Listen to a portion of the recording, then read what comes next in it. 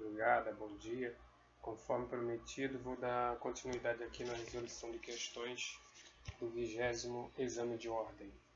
No último vídeo nós gravamos da questão de número 32, paramos na questão número 32, e hoje nós iremos fazer de número 33 até onde for possível. Eu gostaria muito que vocês pudessem pegar o caderno de questões e, se possível, vá de meco para poder também, de repente, procurarem a resposta a fundamentação de cada resposta. Vamos lá para a questão de número 33. Essa questão, inclusive, ela foi tido muitos comentários, dizendo que ia ser anulada, enfim, mas felizmente ou infelizmente não foi anulada. Vamos lá para o enunciado da questão. A fim de pegar um atalho em seu caminho para o trabalho, Maria atravessa uma área em obras, que está interditada pela empresa contratada pelo município para a reforma de um viaduto. Entretanto, por desatenção de um dos funcionários que trabalhava no local naquele momento, um bloco de concreto se desprendeu da estrutura principal e atingiu o pé de Maria. Coitada da Maria, né? Neste caso, pergunta o seguinte: na alternativa A, a empresa contratada e o município respondem solidariamente com base na teoria do risco? Essa questão é a questão de direito, ou melhor dizendo, de responsabilidade civil. Ou sempre que vocês procurem identificar a que matéria pertence cada questão.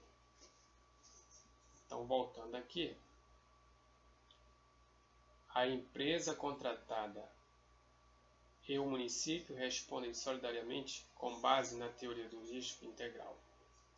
A letra B diz que a ação de Maria ao burlar a interdição de área inclui o nexo de causalidade entre a obra e o dano, afastando a responsabilidade da empresa e do município. Na alternativa C, a empresa contratada e o município respondem de forma atenuada pelos danos causados, tendo em vista a culpa concorrente da vítima. A alternativa D vai nos dizer o seguinte: a empresa contratada responde de forma objetiva, mas a responsabilidade do município demanda comprovação de culpa na ausência de fiscalização da obra. No entanto, a alternativa correta foi a letra C. A empresa contratada e o município respondem de forma atenuada pelos danos causados, tendo em vista a culpa concorrente da vítima.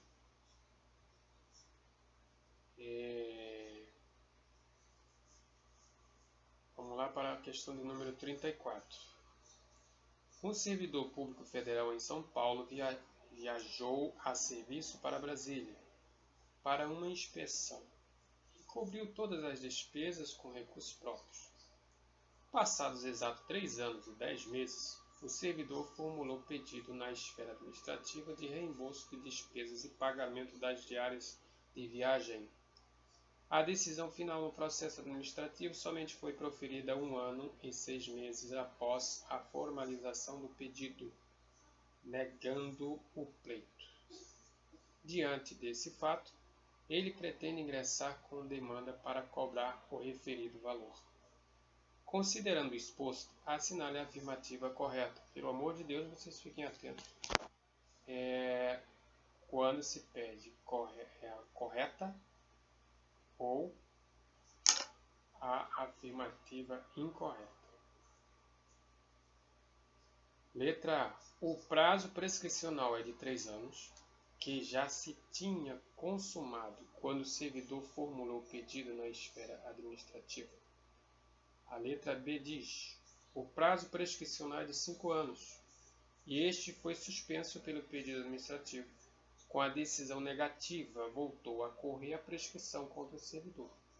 A letra C diz o seguinte: o prazo prescricional é de 10 anos e, a despeito de não haver previsão de suspensão ou interrupção do prazo, este ainda não se consumou em desfavor do servidor.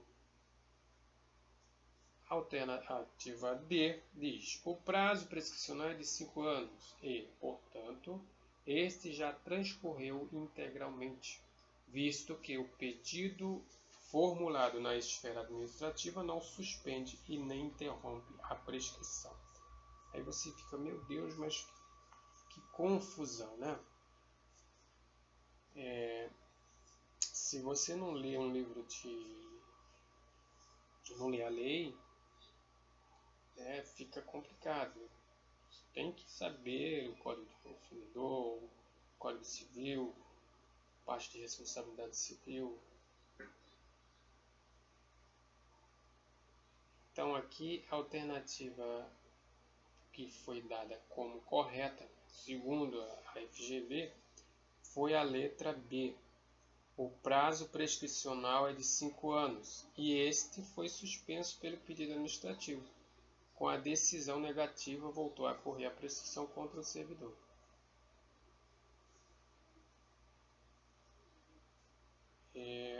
Questão de número 35.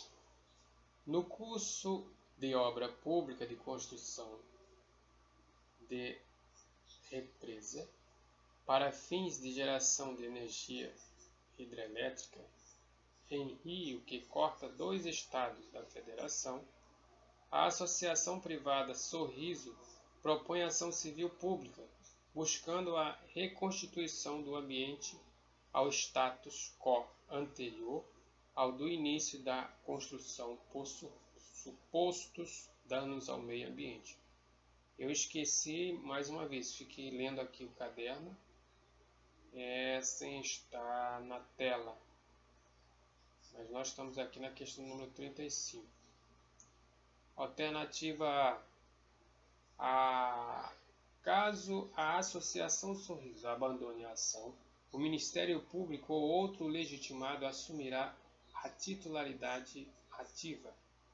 A letra B diz: caso haja inquérito civil público em curso, proposto pelo Ministério Público, a ação civil pública será suspensa pelo prazo de até 1 ano. Letra C.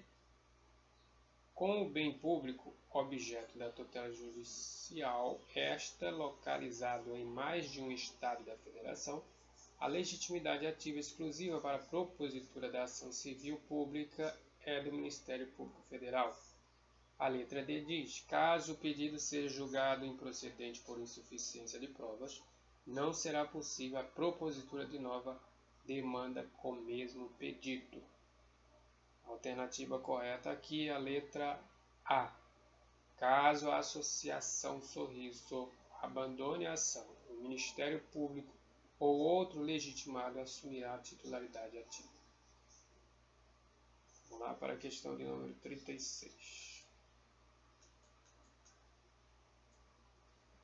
O prefeito do município Alfa, que conta hoje com 30 mil habitantes e tem mais de 30% de sua área constituída por cobertura vegetal, consulta o Procurador-Geral do município para verificar a necessidade de edição de plano diretor em atendimento às disposições constitucionais e ao Estatuto da Cidade, Lei nº 10.257/01, ou seja, 2001. Sobre o caso, assinale a afirmativa correta. Correta, não é incorreta. Letra A. O plano diretor não é necessário, tendo em vista a área de cobertura vegetal existente no município Alfa, devendo este ser substituído por outro prévio de impacto ambiental. Letra B. O plano diretor será necessário. Você vê aqui que a primeira diz que não é necessário. A segunda, a letra B, já diz que é necessário. Não é necessário, tendo em vista que todos os municípios com mais de 20 mil habitantes estão automaticamente inseridos em aglomerações urbanas, que por previsão legal são excluídas da necessidade de elaboração do plano diretor. Na verdade, as duas aqui diz que não é necessário. Não é necessário, não é necessário. A letra C, essa sim diz: será necessária a edição do plano diretor, aprovado por lei municipal, que abrangerá todo o território do município, em razão do seu número de habitantes. O plano diretor será necessário na abrangência da região urbana do município Egito, no que tange a área de cobertura vegetal, as normas da Política Nacional do Meio Ambiente. Questão de número 36, alternativa C foi dada como verdadeira. Será necessária a edição de plano diretor aprovado por lei municipal que abrangerá todo o território do município, em razão do seu número de habitantes. Para a questão número 36. Perdão, número 37. Hoje acho que não estou legal. Antônio deseja lavrar um testamento e deixar toda a sua herança para uma instituição de caridade que cuida de animais abandonados. O único parente de Antônio é seu irmão João, com quem almoça todos os domingos. A questão ela bota aqui que almoça todos os domingos, para mim seria irrelevante, mas tudo bem. Antônio não possui outros parentes, nem cônjuge ou companheiro. Antônio procura você na condição de advogado e indaga se a vontade dele é tutelada pela lei. Diante da indagação de Antônio, assinale a afirmativa correta. Letra ou alternativa A. Antônio pode deixar toda a herança para a instituição de caridade, uma vez que seu irmão não é seu herdeiro necessário. A letra B vai nos dizer: Antônio não pode testar em favor da instituição de caridade que cuida de animais, uma vez que a herança cabe inteiramente a parente vivo, mas próximo, no caso, seu irmão. A letra C diz: Antônio pode deixar por testamento apenas metade da herança para a instituição de caridade, uma vez que a outra metade pertence por lei a seu irmão, a quem deve alimentos. Letra D. Antônio pode deixar para a instituição de caridade 3/4 de seu patrimônio, uma vez que é preciso garantir no mínimo 1/4 da herança a seu irmão bilateral. Questão de número 37. A alternativa correta é a letra A. Antônio pode deixar toda a herança para a instituição de caridade, uma vez que seu irmão não é seu herdeiro necessário. Que coisa, não? Vamos lá para 38. Questão de número 38. Em maio de 2005, Sérgio e Lúcia casaram-se pelo regime da comunhão parcial de bens. Antes de se casar, ele já era proprietário de 2 imóveis. Entendam bem. Antes de casar, ele já era proprietário de 2 imóveis. Em 2006, Sérgio alugou seus 2 imóveis e os aluguéis auferidos mês a mês foram depositados em conta corrente aberta por ele. Um mês depois da celebração dos contratos de locação,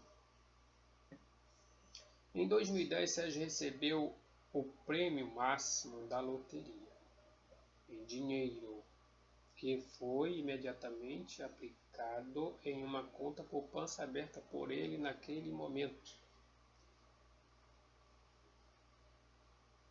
Em 2013, Lúcia e Sérgio se separaram.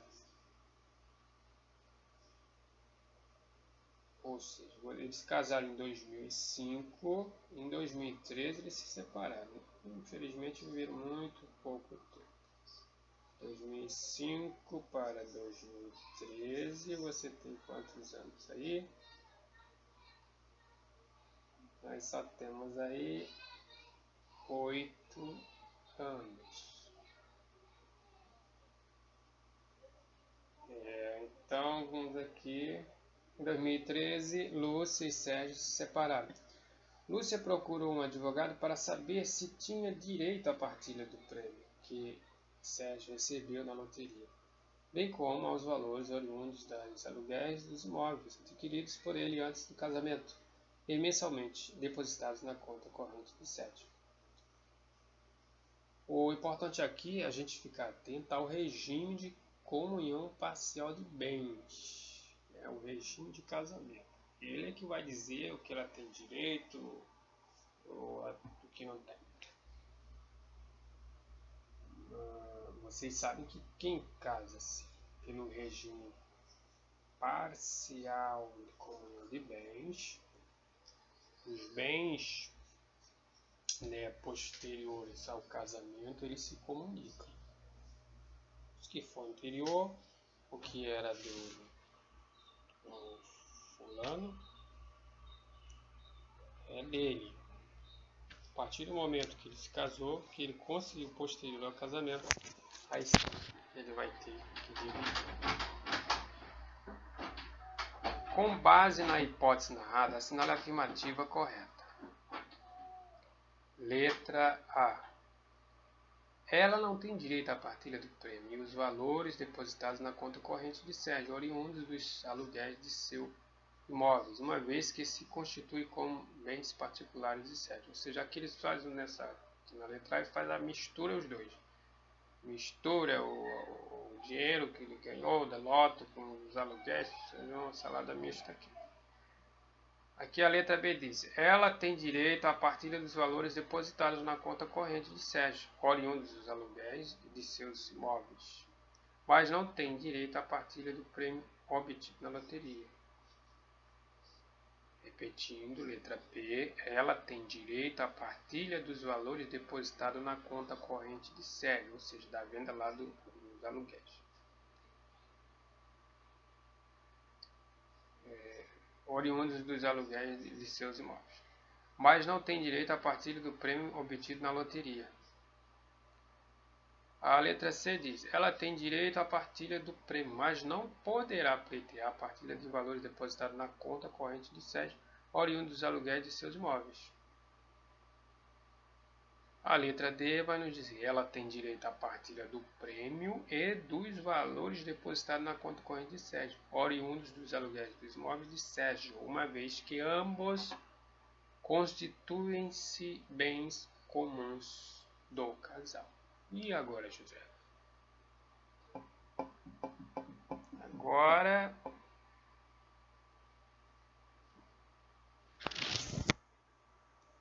vamos ver qual foi a resposta correta aqui.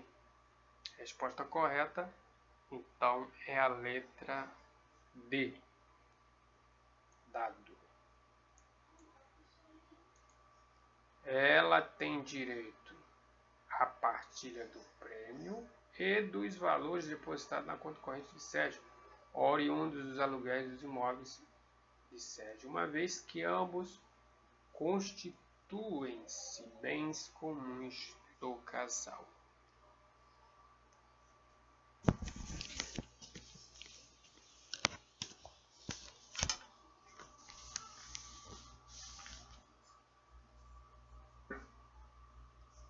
Ele se deu mal porque aí ele depositou, né, o dinheiro. Se ele pega esse dinheiro e compra um outro imóvel, né, do mesmo valor, aí sim, de repente ele teria se dado melhor. Mas felizmente ele foi depositar, se deu mal.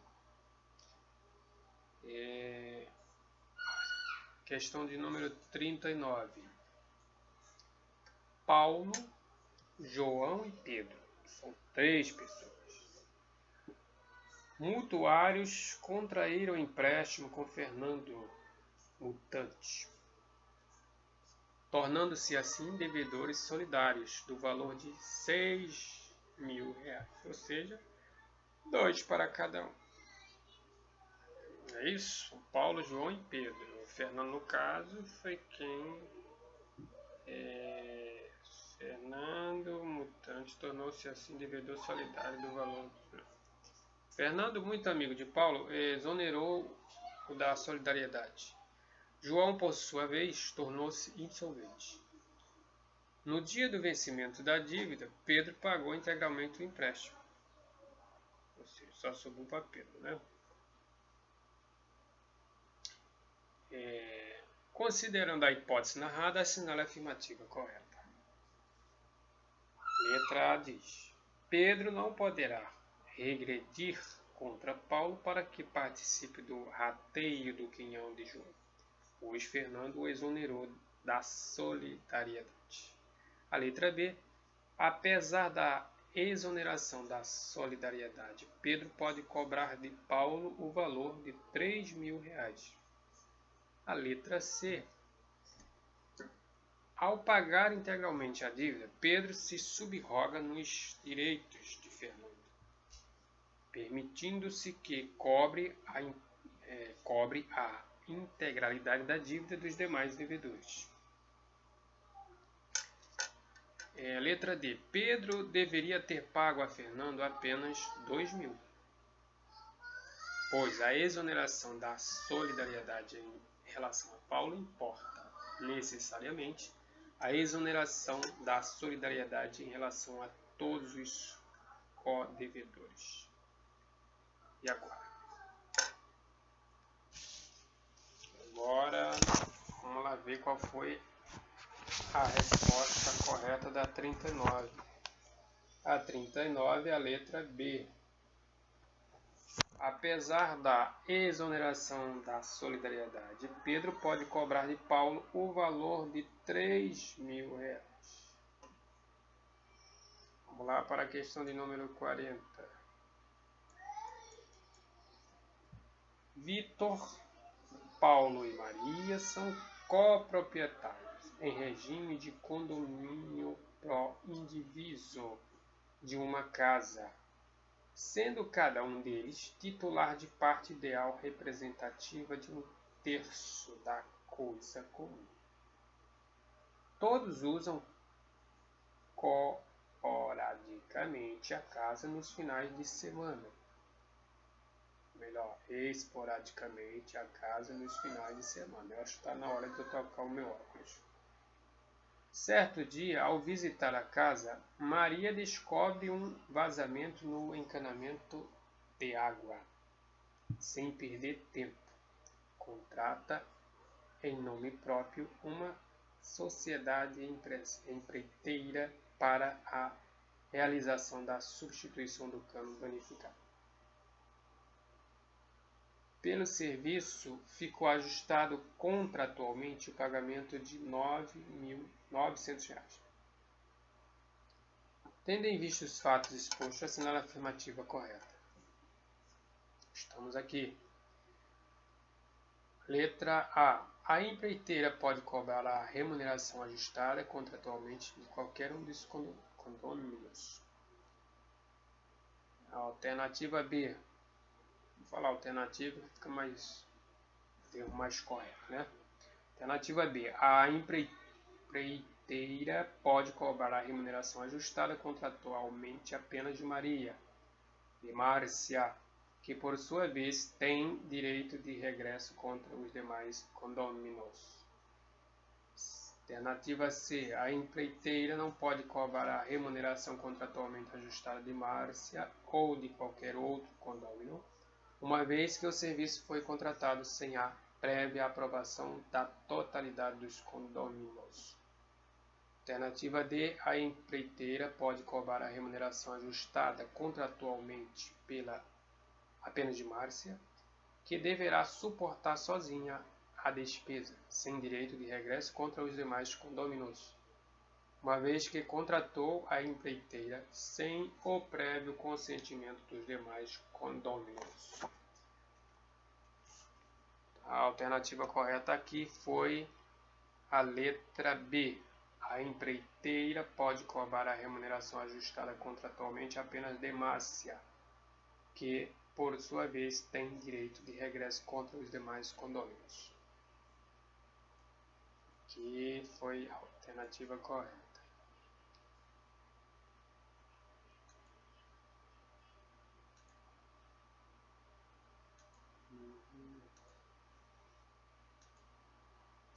Lá para a questão de número 41.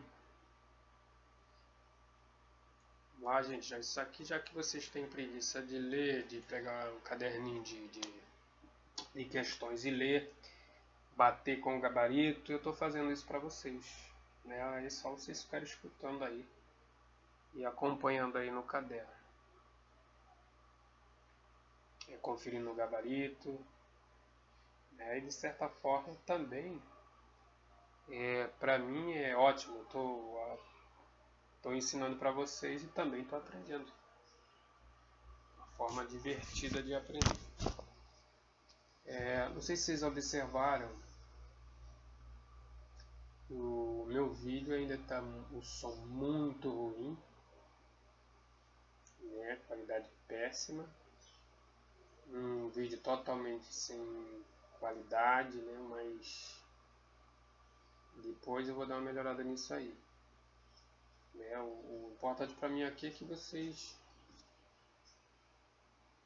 desperte interesse de fazer e refazer questões de exames anteriores.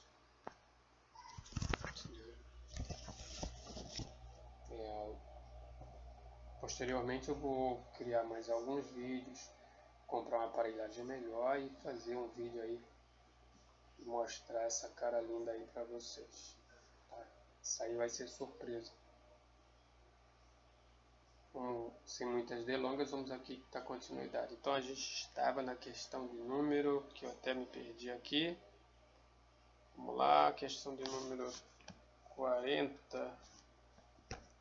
40 foi o que nós fizemos. Isso mesmo.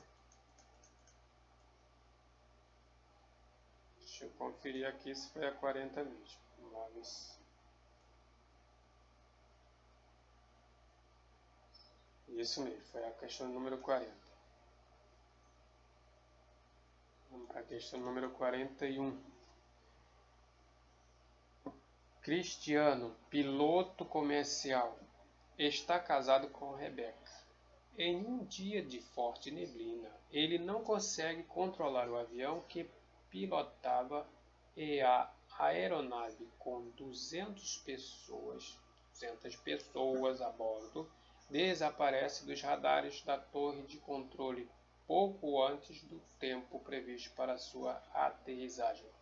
Depois de vários dias de busca, apenas 10 passageiros foram resgatados, todos em estado crítico. Findas as buscas, como Cristiano não estava no hall de sobreviventes e seu corpo não fora encontrado, Rebeca decide procurar um advogado para saber como deverá proceder a partir de agora. Com base no relato apresentado, assinale a afirmativa correta. A alternativa A. A esposa deverá ingressar com uma demanda judicial pedindo a decretação de ausência de Cristiano, a fim de que o juiz, em momento posterior do processo, possa declarar sua morte presumida. Alternativa B. A esposa não poderá requerer a declaração de morte presumida de Cristiano, uma vez que apenas o Ministério Público detém a legitimidade para tal pedido.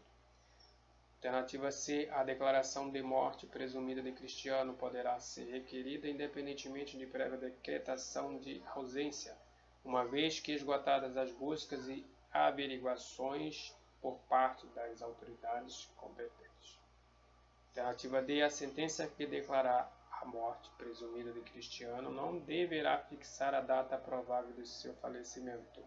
Está dizendo aqui não deverá. Contando-se como data da morte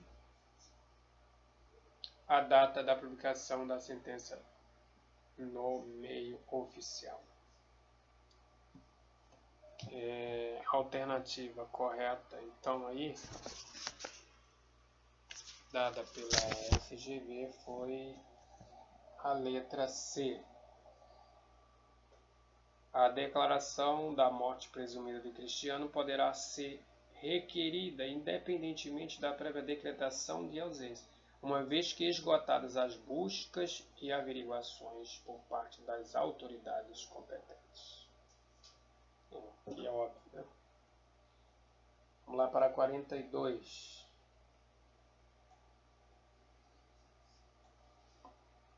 Juliana é sócia de uma sociedade empresária que produz bens que exigem alto investimento, por meio de financiamento significativo. Casada com Mário pelo regime da comunhão universal de bens, desde 1998 e sem filhos, decide o casal alterar o regime de casamento para o de separação de bens, sem prejudicar direitos de terceiro, e com a intenção de evitar a colocação do patrimônio já adquirido em risco. Sobre a situação narrada, assinale a afirmativa correta.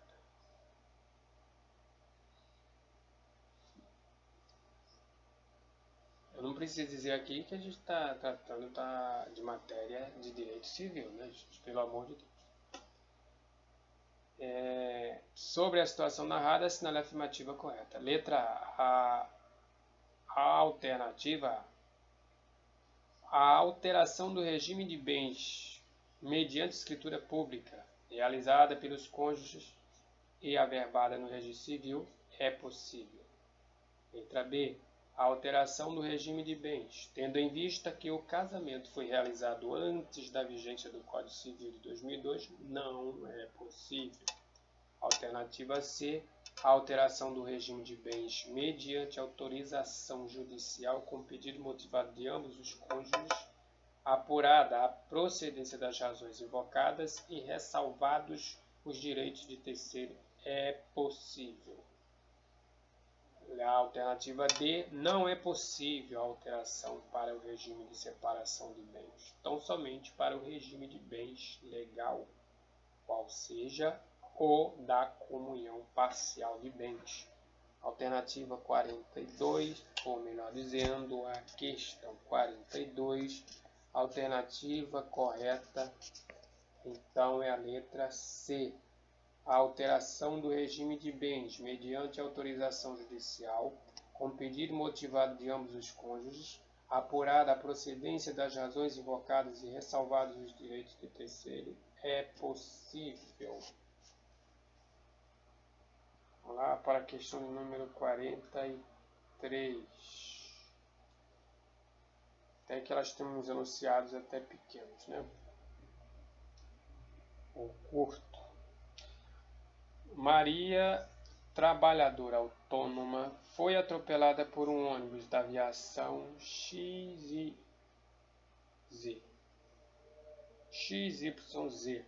pelo amor de Deus, SA, quando atravessava movimentada rua da cidade, sofrendo traumatismo craniano. No caminho do hospital, Maria veio a falecer, deixando o marido, João, e o filho, Daniel, menor e puber, que dela dependia economicamente. Lamentável, né? Deixou um homem viúvo e uma criança, um menor. Sobre o caso, assinale a afirmativa correta. Pelo amor de Deus, sempre bato nessa tecla. Correta aqui.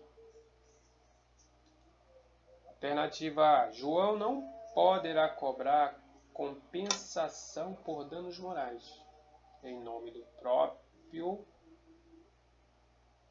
próprio da aviação XYZ SA, porque o dano direto e imediato foi causado exclusivamente a Maria. Alternativa B. Ainda que reste comprovado que Maria atravessou a rua fora da faixa e com sinal de pedestre fechado, tal fato em nada influenciaria a responsabilidade da aviação XYZ-SA. Alternativa C. João poderá cobrar pensão alimentícia apenas em nome de Daniel, por se tratar de pessoa incapaz. Alternativa D. Daniel poderá cobrar pensão alimentícia da aviação XYZ-SA, ainda que não reste comprovado que Maria exercia atividade laborativa. Se preenchido o critério da necessidade. A alternativa correta aqui, então, foi a letra D.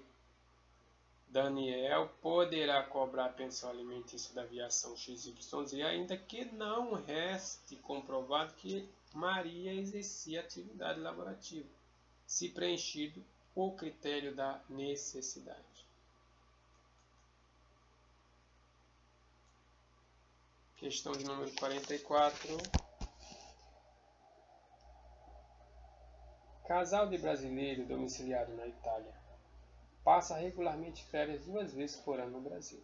Nas férias de dezembro, o casal visitou uma entidade de acolhimento institucional na cidade do Rio de Janeiro. Encantando-se com Ana, criança de 8 anos de idade, já disponível nos cadastros de habilitação para adoção nacional e internacional, almejando adotar Ana, consultam advogado especialista em infância e juventude. Assinale a opção que apresenta a orientação jurídica correta pertencente ao caso. Alternativa A. Ingressar com pedido de habilitação para a adoção junto à autoridade central estadual, pois são brasileiros e permanecem 2 vezes por ano em território nacional. Alternativa B. Ingressar com pedido de habilitação para adoção no Juizado da Infância e da Juventude e, após a habilitação, ajuizar a ação de adoção. Alternativa C. Ajuizar a ação de adoção requerendo liminarmente a guarda provisória da criança. Alternativa D. Ingressar com pedido de habilitação junto à autoridade central do país de acolhida, para que esta, após a habilitação do casal, envie um relatório para a autoridade central estadual e para a autoridade central federal brasileira, a fim de que obtenham o laudo de habilitação à adoção internacional. Para essa questão, a resposta correta foi a letra D. Ingressar com pedido de habilitação junto à autoridade central do país de acolhida, para que esta, após a habilitação do casal, envie um relatório para a autoridade central estadual e para a autoridade central federal brasileira, a fim de que obtenha o laudo de habilitação à adoção internacional. Questão de número 45.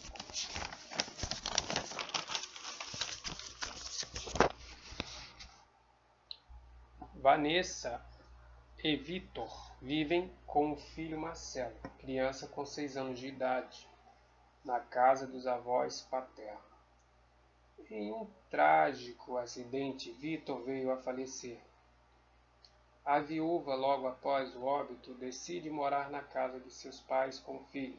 Após 10 dias, já residindo com os pais, Vanessa, em depressão e fazendo uso de entorpecentes, deixa o filho aos cuidados dos avós maternos e se submete a tratamento de internação em clínica de reabilitação. Decorridos 20 dias e com alta médica, Vanessa mantém acompanhamento ambulatorial e aluga apartamento para morar sozinha com o filho. Os avós paternos inconformados ingressam com a ação de guarda de Marcelo, afirmaram que sempre prestaram assistência material ao neto, que com ele residia desde o nascimento até o falecimento de Vitor. Citada, Vanessa contestou o pedido, alegando estar recuperada de sua depressão e de dependência química. Ainda demonstrou possuir atividade laborativa e que obteve vaga para o filho em escola. Os avós maternos, por sua vez, ingressam com oposição.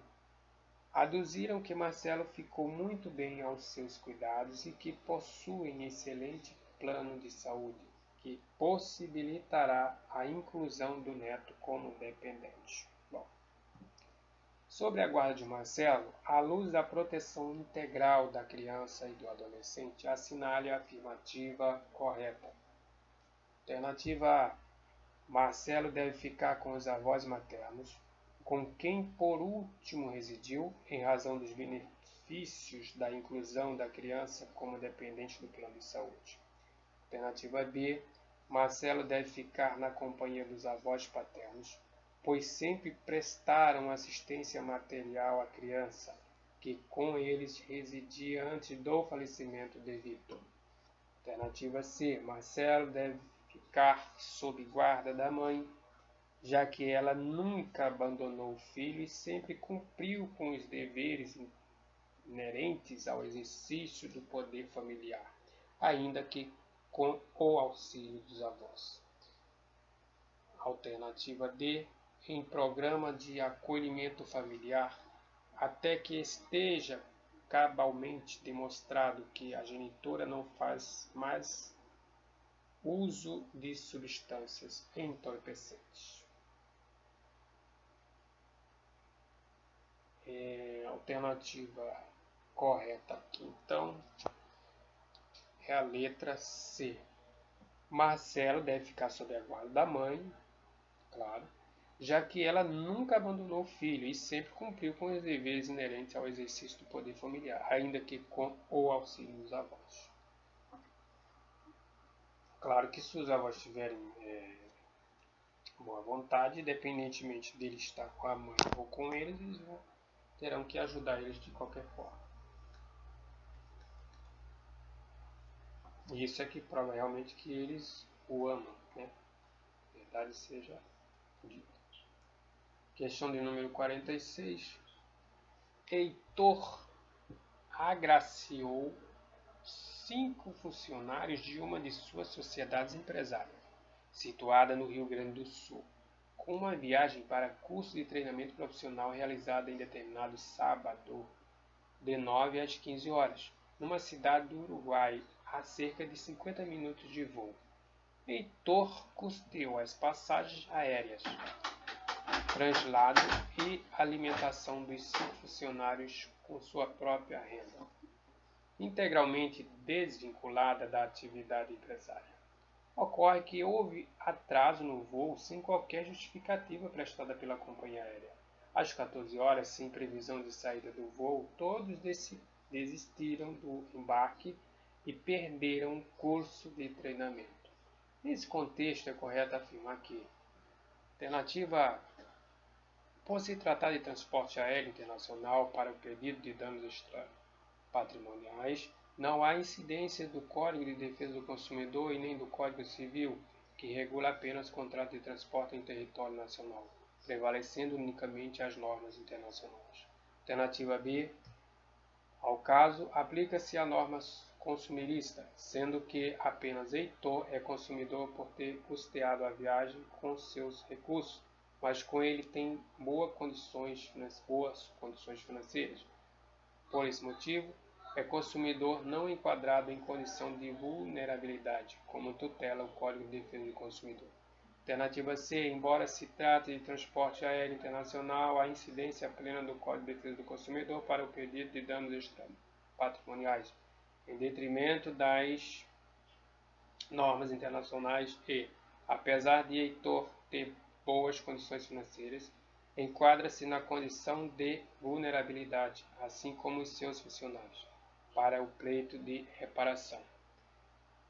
Alternativa D. Por se tratar de relação de contrato de transporte prevista expressamente no Código de Defesa Civil, afaste-se a incidência do Código de Defesa do Consumidor e, por ter ocorrido dano em território brasileiro, afaste-se as normas internacionais, sendo, portanto, hipótese de responsabilidade civil pautada na comprovação da culpa da companhia aérea pelo evento danoso. Uma leitura muito extensa, né, dessa questão.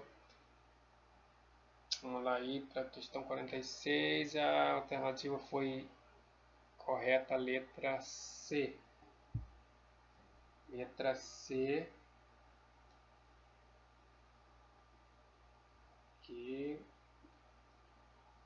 embora se trate de transporte aéreo internacional, a incidência plena do Código de Defesa do Consumidor para o pedido de danos extrapatrimoniais, em detrimento das normas internacionais e, apesar de Heitor ter boas condições financeiras, enquadra-se na condição de vulnerabilidade, assim como os seus funcionários, para pleito de reparação.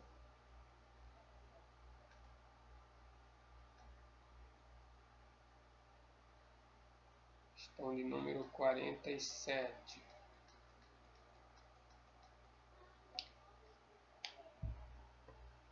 Marieta, vamos lá, questão 47, descer um pouco aqui, cadê, acho que, 47,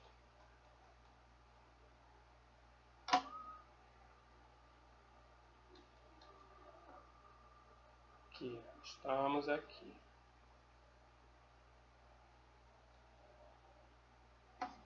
Marieta firmou contrato com determinada sociedade empresária de gêneros alimentícios para o fornecimento de produtos para a festa de 15 anos de sua filha. O pagamento deveria ter sido feito por meio de boleto, mas a obrigação foi inadimplida e a sociedade empresária fornecedora de alimentos, observando todas as regras positivadas e simuladas cabíveis, procedeu com a anotação legítima irregular do nome de Marieta no cadastro negativo de crédito. Passados alguns dias, Marieta tentou adquirir um produto numa loja de departamento mediante financiamento, mas o crédito lhe foi negado, motivo pelo qual a devedora providenciou o imediato pagamento dos valores devidos à Sociedade Empresária de Gêneros Alimentícios. Superada a condição de inadimplente, Marieta quer saber como deve proceder a fim de que seu nome seja excluído do cadastro negativo. A respeito do fato apresentado, assinale a afirmativa correta. Alternativa A. A consumidora deve enviar notificação à Sociedade Empresária de Gêneros Alimentícios, informando o pagamento integral do débito e requer que a mesma providencie a exclusão da negativação, o que deve ser feito em até 24 horas. Alternativa B. A consumidora deve se dirigir diretamente ao órgão de cadastro negativo, o que pode ser feito por meio de procuração, constituindo advogado, e solicitar a exclusão da negativação, ônus que compete ao consumidor. C. Após a quitação do débito, compete à Sociedade Empresária de Gêneros Alimentícios solicitar a exclusão do nome de Marieta do cadastro negativo, no prazo de 5 dias, a contar do primeiro dia útil seguinte à disponibilização do valor necessário para a quitação do débito. Alternativa D. Marieta deverá comunicar a quitação diretamente ao órgão de cadastro negativo e, caso não seja feita a exclusão imediata, a consumidora poderá ingressar em juízo pleiteando indenização apenas, pois a hipótese comporta exclusivamente sanção civil.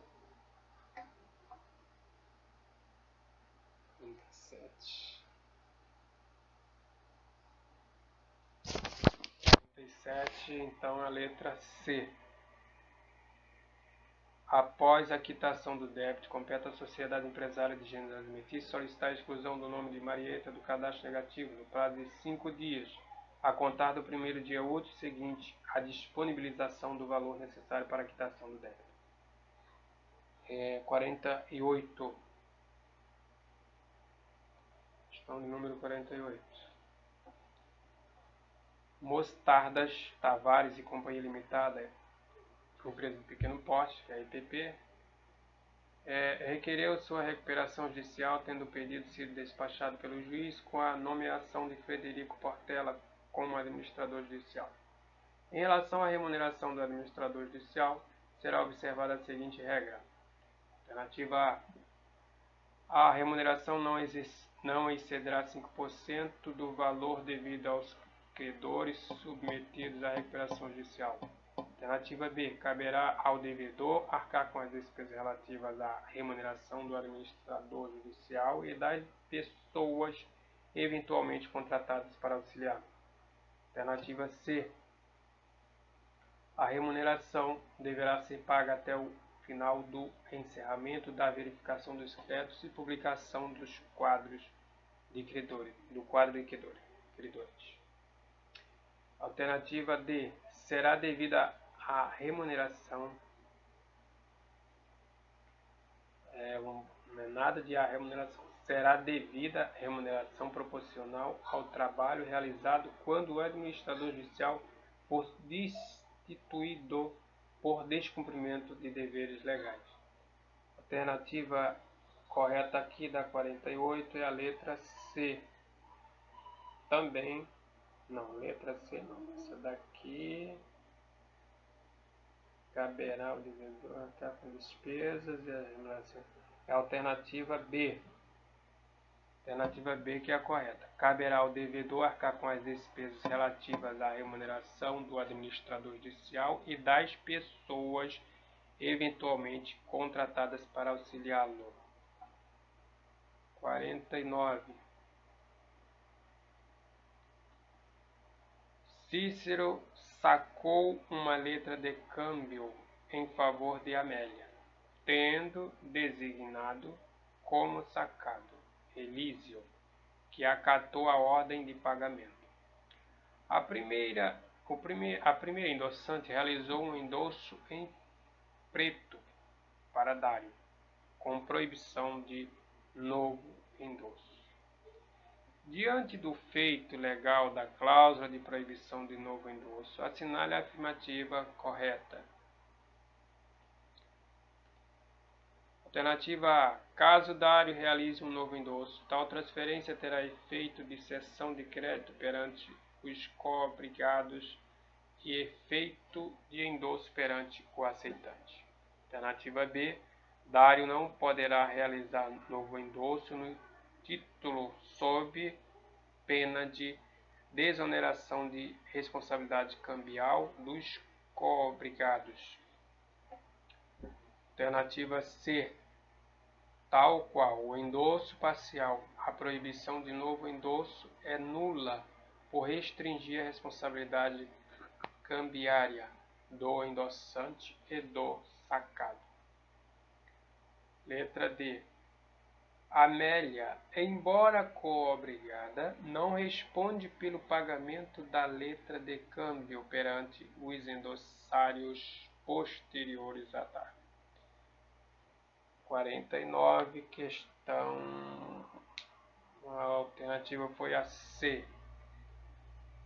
Tal qual o endosso parcial, a proibição de novo endosso é nula por restringir a responsabilidade cambiária do endossante e do sacador.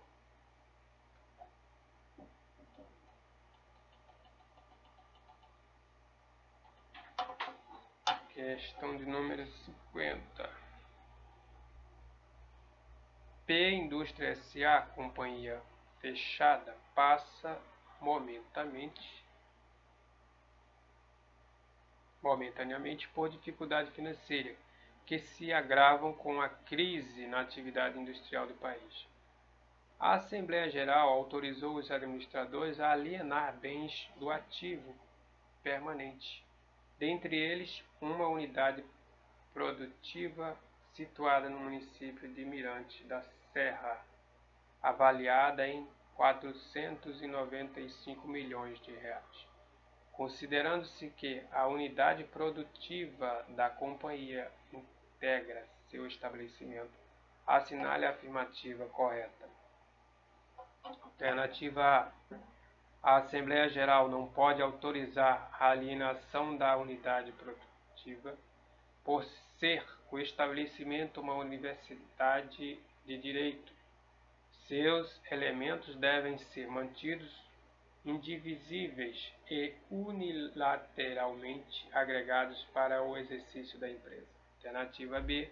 A Assembleia Geral pode autorizar a alienação da unidade produtiva por ser o estabelecimento uma universalidade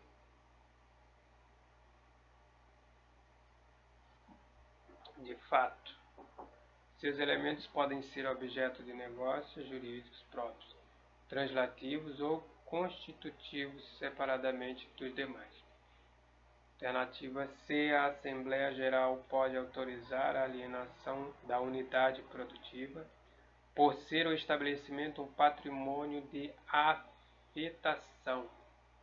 Cabe exclusivamente à companhia a decisão de desagregá-lo e, com isso, limitar sua responsabilidade perante os credores ao valor da unidade produtiva alienada. Alternativa D. A Assembleia Geral não pode autorizar a alienação da unidade produtiva por ser o estabelecimento elemento de exercício da empresa. A alienação de qualquer de seus elementos, corpóreos ou incorpóreos, implica a impossibilidade de manutenção da atividade da companhia, operando-se sua dissolução de pleno direito. Alternativa correta da questão 50 é a letra B.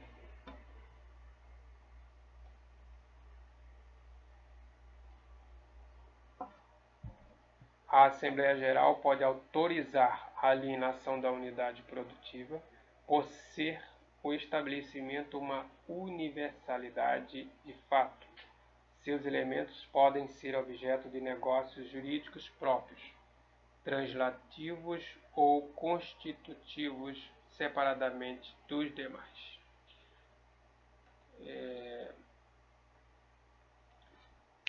Vou parar por aqui. Depois daremos continuidade no restante das questões. Restando aí ainda 30 questões a serem respondidas. Tá? Desde já agradeço a atenção de todos, uma boa noite e até a